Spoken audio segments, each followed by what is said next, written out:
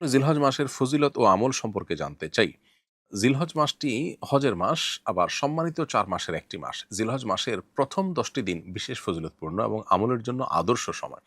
রমাদানের পর সবচেয়ে মোক্ষম এবং সবচেয়ে বড় ইবাদতের মৌসুম হলো জিলহজের প্রথম ১০টি দিন। আমাদের সমাজে সাধারণত গরু ছাগলের হাট এবং গরু ছাগলের আনাগোনা ছাড়া এই ১০ দিন আমরা তেমন কোনো আমলের প্রস্তুতি, প্রিপারেশন বা আমলের পরিবেশ, আবহাওয়া আমরা দেখতে পাই না।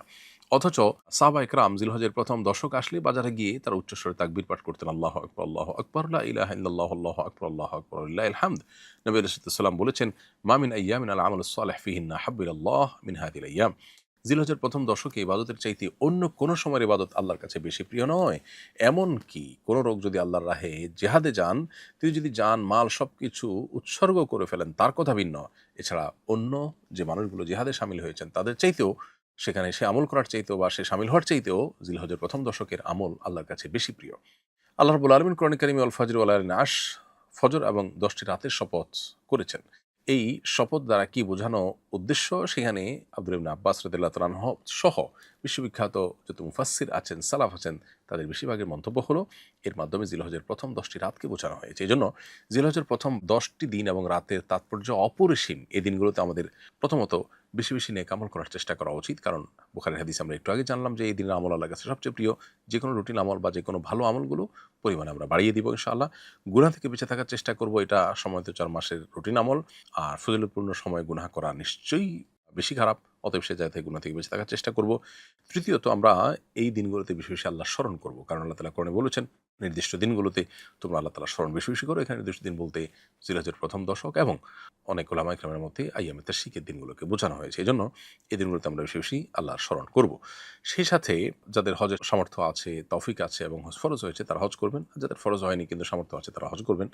আর ৫ নম্বর হলো জিলহজের প্রথম দশক উপলক্ষে আমরা কোরবানি করব ঈদের দিন, যাদের সামর্থ্য আছে তারা। এর বাইরে যারা কোরবানি করতে চান তারা কোরবানি মাসের চাঁদ অর্থাৎ জিলহজের চাঁদ উদিত হওয়ার পর থেকে নিয়ে জিলহজের ১০ তারিখ অর্থাৎ ঈদের দিন কোরবানির আগ পর্যন্ত চুল নখ ইত্যাদি কাটা থেকে বিরত থাকবেন। অর্থাৎ চাঁদ ওঠার আগে আগে চুল নখ কেটে ফারেক হয়ে যাবেন এবং ঈদের পর, কোরবানির পর তিনি চুল নখ ইত্যাদি কাটতে পারেন। ৭ নম্বর হলো এই দশকে বেশি বেশি করে তাকবীর, তাহমিদ, তাহলিল পাঠ করা, আল্লাহু আকবার, আল্লাহু আকবার, লা ইলাহা ইল্লাল্লাহ, আল্লাহু আকবার, আল্লাহু আকবার, ওয়া লিল্লাহিল হামদ বেশি বেশি পাঠ করা রাতে, দিনে, উঠতে বসতে। এটা ১০ দিন ধরে প্রযোজ্য আমল। তবে এর স্পেশাল আরেকটা ভার্সন আছে যেটাকে আমরা ৮ নম্বর আমল বলতে পারি। সেটা হলো আইয়ামে তাশরিক অর্থাৎ জিলহজের ৯ তারিখ ফজরের পর থেকে নিয়ে শুরু করে আইয়ামে তাশরিকের শেষ দিন আসর পর্যন্ত অর্থাৎ ১৩ জিলহজ আসর পর্যন্ত প্রত্যেক নামাজের পর নারী পুরুষ সবাই যার যার জায়গা থেকে একবার করে এই তাকবীর, তাহমিদ, তাহলিল অর্থাৎ আল্লাহু আকবার, আল্লাহু আকবার, লা ইলাহা ইল্লাল্লাহ, আল্লাহু আকবার, আল্লাহু আকবার, লিল্লাহিল হামদ এটা পাঠ করব আমরা ইনশাআল্লাহ তাআলা। এর বাইরে প্রথম ৯ দিন রোজা রাখার বিষয়টিও বিভিন্নভাবে এর ফজিলত সাব্যস্ত আছে বিধায় প্রথম ৯ দিন সমগ্র রোজা রাখা। তবে যারা হাজী সাহেব তাদের জন্য নবম দিন রোজা রাখা অনুমোদিত নয়।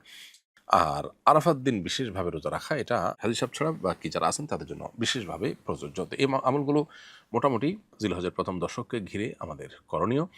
এর মধ্যে তাকবীর, তাশরিক, তাকবীর, তাহমিদ, তাহলিল অর্থাৎ আল্লাহু আকবার, আল্লাহু আকবার, লা ইলাহা ইল্লাল্লাহ, আল্লাহু আকবার, আল্লাহু আকবার, ওয়া লিল্লাহিল হামদ এটা বেশি বেশি করে বিস্তার করা, সমাজে প্রচার করা এটা আমাদের কর্তব্যের অংশ। আমি একজন ইমাম, জিলহজ মাসের আমল সম্পর্কে জনসচেতনতা বাড়াতে কি ধরনের পদক্ষেপ গ্রহণ করতে পারি? অনেক ধন্যবাদ ইমাম সাহেব আপনার এই ভালো কাজের প্রতি আপনার আগ্রহ দেখে।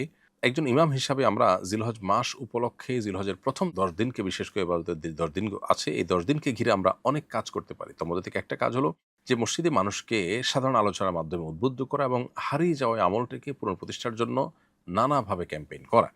আপনি চাইলে আসন্ন ফাউন্ডেশন থেকে এই বিষয়ে যে লিফলেট প্রকাশ করেছে সেই লিফলেট আপনি সংগ্রহ করতে পারেন। আসন্ন ফাউন্ডেশনের ওয়েবসাইটে দেয়া নাম্বারে আমাদের কল সেন্টারে আপনি ফোন করে অথবা যদি সরাসরি উপস্থিত হওয়ার সুযোগ থাকে তাহলে সরাসরি উপস্থিত হয়ে আপনি আপনার প্রয়োজনীয় লিফলেটের সংখ্যা কালেক্ট করে আপনি এলাকায় বিতরণ করতে পারেন, যাতে করে নষ্ট না হয়। যাকে দিবেন তিনি যেন পড়ে সে বিষয়টিকে এনশিওর করতে হবে আমাদের বিতরণের জন্য, সেটি হলো পূর্ব শর্ত। দ্বিতীয়ত, আপনি আমাদের তৈরি করা যে স্টিকার আছে এই স্টিকারগুলোকে যত্রতত্র না লাগিয়ে বরং উপযুক্ত স্থানে যদি লাগিয়ে দেন এবং মানুষ সেটা দেখে দেওয়া কাজ হয়, মানুষ যদি উৎসাহিত হয় আমল করবার জন্য, তাহলে সেটা হবে অনেক বড় একটা প্রচেষ্টা। এছাড়া জুমার আলোচনা সহ বিভিন্ন আলোচনার মাধ্যমে আপনি ক্যাম্পেইন করবেন, অ্যাওয়ারনেস করবেন। একটা বড় কাজ হলো তাকবীর পড়ার কাজটা। কারণ হলো তাকবীরের মাধ্যমে একজন যখন উচ্চস্বরে তাকবীর পড়ে, পুরুষদের জন্য এখানে একটু সরবে তাকবীর পড়ার নির্দেশনা রয়েছে। সো এটা যদি পুরুষরা করেন তাহলে অন্য মহিলারা বা অন্য পুরুষরা বা শিশুরা যেকোনো মানুষ যখন সেটা শুনতে পাবে তখন সেটা দেখে তার স্মরণ হবে। এবং তাকবীর যখন একটু সরবে পাঠ করা হয় তখন আশেপাশে আমলের একটা আবহ তৈরি হয়। রমাদান যখন আসে তখন আমরা টের পাই কখন আসলো, এবং টুকটাক আমলের একটা পরিবেশ বা আবহ রমদানে কিন্তু থাকে।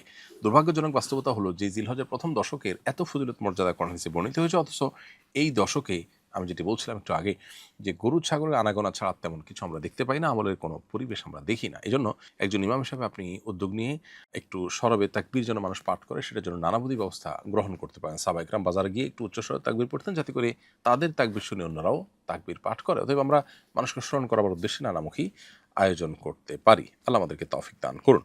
কেউ হজে গিয়ে কোরবানি করলে বাড়িতে আবার কোরবানি দিতে হবে কিনা, এই প্রশ্নের উত্তর আমরা বেশ অনেকবার দিয়েছি। যিনি হজে গিয়ে কোরবানি করবেন সেই কোরবানিটা হজের কোরবানি বা হজের পাঠ, যেটাকে দমে শুকর বলা হয়। এছাড়া কোরবানির দিনগুলোতে সাধারণ মানুষের উপরে কোরবানি প্রযোজ্য হয়। সেই হিসেবে আপনি যদি মুকিম হয়ে থাকেন, মক্কাতে আপনি লং প্যাকেজে গিয়েছেন, 15 দিন বেশি থাকবেন মক্কাতে বা মদিনাতে, তাহলে সেক্ষেত্রে আপনি এই ঈদের সময়টাতে যদি আপনি সফরে না থেকে বরং মুকিম হিসেবে থাকেন, তাহলে আপনার নিজের ঠিকানায় অথবা যে কোনো জায়গায় আপনার তরফ থেকে আরেকটা কোরবানি হতে হবে, যেটি হলো মূল কোরবানি, আর হজেরটা হলো দমে শুকর। আমি কি আমার মেয়ের জামাই বা মেয়ের শ্বশুরের সাথে হজে যেতে পারবো? হজের ক্ষেত্রে মাহরাম কারা, বিস্তারিত জানতে চাই।